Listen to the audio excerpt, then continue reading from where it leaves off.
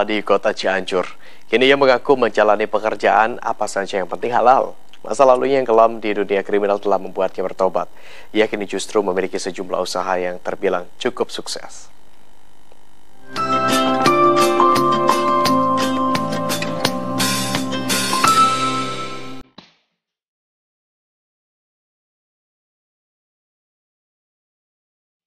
Ketika kita yakin bekerja keras, Tuhan gak mungkin gak ngasih. Selama kita minta sama Allah, kita dikasih yang terbaik. Pasti dikasih sama Allah yang terbaik. Namaku Hendra Gunawan, dikenal dengan panggilan Gofar. Usiaku saat ini 38 tahun. Terlahir di kota Cianjur, Jawa Barat. Kehidupan yang kujalani penuh warna dan dinamika. Dari yang negatif, berubah menjadi positif. Alhamdulillah, saat ini aku memiliki beberapa usaha yang terbilang cukup sukses. Asalkan halal, apapun ku kerjakan.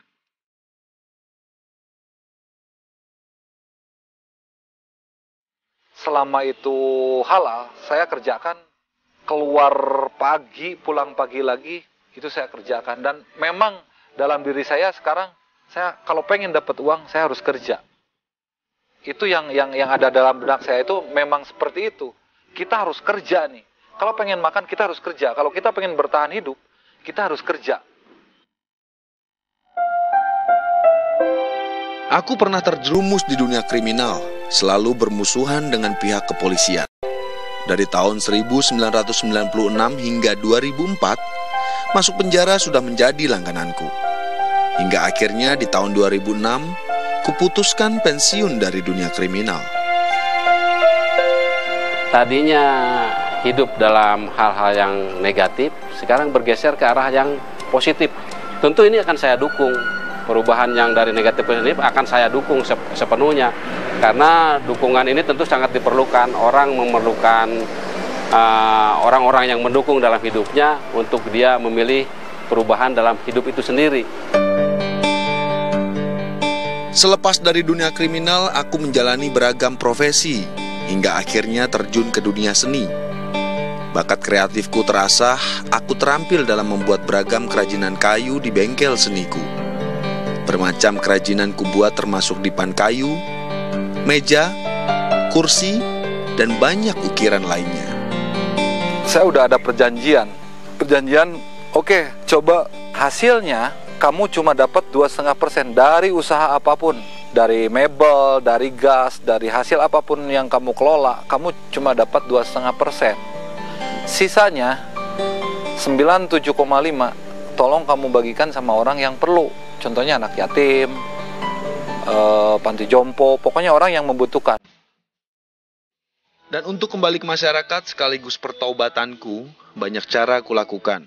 Dari menjalani olahraga bersama, memberi bantuan sembako, bedah rumah untuk masyarakat yang tidak mampu, semua itu kujalani dengan keikhlasan.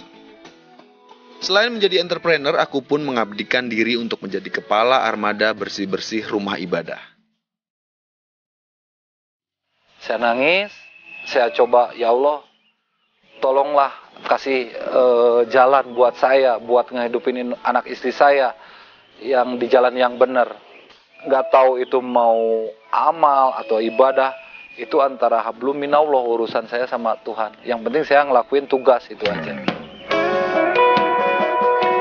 Limpahan rezeki mulai mengalir, hingga nama kelamku mulai tenggelam.